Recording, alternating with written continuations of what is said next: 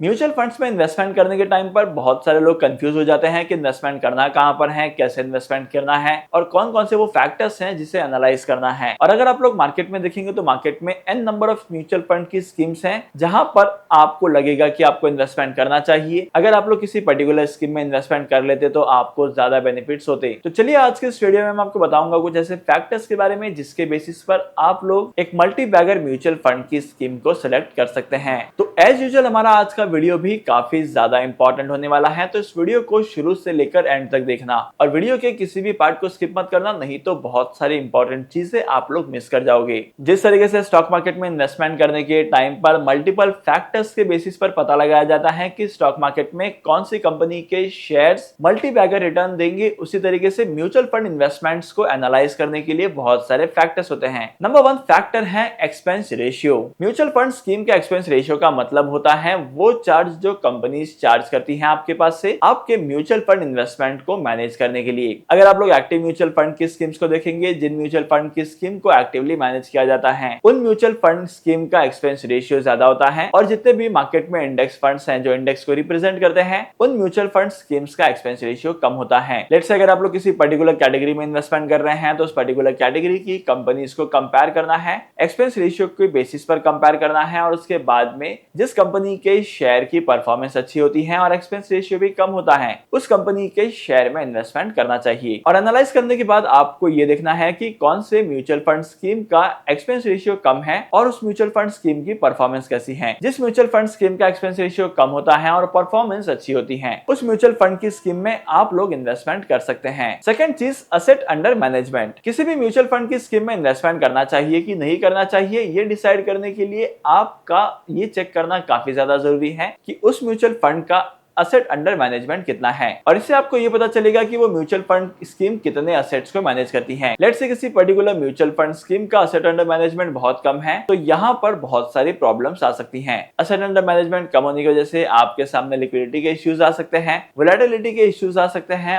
और आपकी mutual fund scheme की परफॉर्मेंस रिलेटेड इश्यू आ सकते हैं। और काफी बार देखा जाता है कि अगर किसी पर्टिकुलर म्यूचुअल फंड स्कीम का असेट अंडर मैनेजमेंट ज्यादा होता है, हाई असेट अंडर मैनेजमेंट वाली म्यूचुअल फंड स्कीम में यूजुअली देखा जाता है कि आपको रिटर्न्स थोड़े से कम मिल सकते हैं, क्योंकि काफी बार क्या होता है कि किसी पर्टिकुलर म्यूचुअल फंड स्कीम का असेट अंडर मैनेजमेंट ज्यादा होता है तो कंपनीज को उसके असेट मैनेजमेंट करने में बहुत ज्यादा प्रॉब्लम आती है और इसकी वजह से यहाँ पर आपको स्टेबल रिटर्न्स दिखाई देते हैं काफी टाइम। इसके बाद फैक्टर नंबर 3 आपको चेक करना है CAGR, compound annual growth rate. अब इससे आपको ये पता चलेगा कि मार्केट के कंपैरिजन में उस पर्टिकुलर म्यूचुअल फंड के स्कीम के रिटर्न्स कैसे हैं। अगर इसकी वैल्यू अच्छी होती है तो इन्वेस्टमेंट करने का बेस्ट ऑप्शन हो सकता है, क्योंकि इसकी अच्छी वैल्यू डिफाइन करती है कि उस पर्टिकुलर म्यूचुअल फंड की स्कीम के रिटर्न्स भी अट्रैक्टिव होंगे। इसके अलावा म्यूचुअल फंड स्कीम में इन्वेस्टमेंट करने से पहले पास्ट परफॉर्मेंस को ऑब्जर्व करना भी काफी ज्यादा जरूरी होता है। अब देखो, जब भी किसी पर्टिकुलर म्यूचुअल फंड की स्कीम का पास्ट परफॉर्मेंस देखा जाता है, तब यहाँ पर आपको ये देखना है कि उस पर्टिकुलर म्यूचुअल फंड की स्कीम ने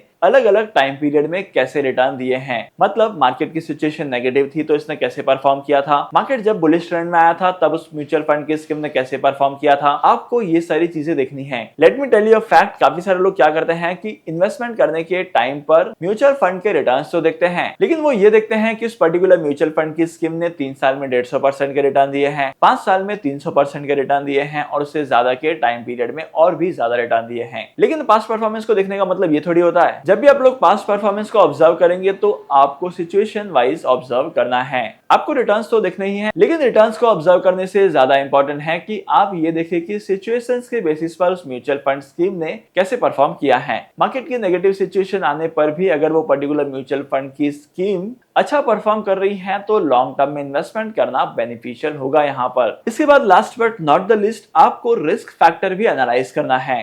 अब देखो, मार्केट में ना रिस्क एंड रिवॉर्ड को लेकर एक कहावत बहुत ज्यादा फेमस है कि higher the risk higher the return. अगर आपको ज्यादा प्रॉफिट्स कमाने हैं, ज्यादा रिटर्न्स कमाने हैं अपने इन्वेस्टमेंट पर, तो आपको रिस्क भी ज्यादा लेना पड़ेगा। तो आपको ये देखना है कि किसी पर्टिकुलर म्यूचुअल फंड की स्कीम में इन्वेस्टमेंट करने पर कितना ज्यादा रिस्क है। अब ये रिस्क फैक्टर ऐसा नहीं है कि अगर किसी पर्टिकुलर म्यूचुअल फंड की स्कीम ने ऐसे किया है वैसे किया है तो रिस्क ज्यादा है। अब रिस्क फैक्टर जो है वो बहुत सारी चीजों पर डिपेंडेंट है, जैसे कि आपकी एज क्या है, आपके इन्वेस्टमेंट का गोल क्या है और आप लोग कितने टाइम पीरियड के लिए इन्वेस्टमेंट करना चाहते हैं, वेदर आप लोग शॉर्ट टर्म के लिए इन्वेस्टमेंट करना चाहते हैं कि लॉन्ग टर्म के लिए इन्वेस्टमेंट करेंगे। इन सारे बेसिस पर रिस्क फैक्टर डिपेंड करता है और हर बार ये जरूरी नहीं है कि आप लोग ज्यादा रिस्क लेंगे तो आपको ज्यादा रिटर्न्स मिलेंगे। तो अगर आप लोग इन सारे फैक्टर्स के बेसिस पर इन्वेस्टमेंट करते हैं म्यूचुअल फंड की स्कीम में या म्यूचुअल फंड स्कीम को फाइंड आउट करते हैं तो आई एम श्योर कि आपको एक मल्टी बैगर म्यूचुअल फंड की स्कीम मिलेगी। By the way, mutual fund investments को लेकर आपका ओपिनियन क्या कहता है, let us know in the comment section.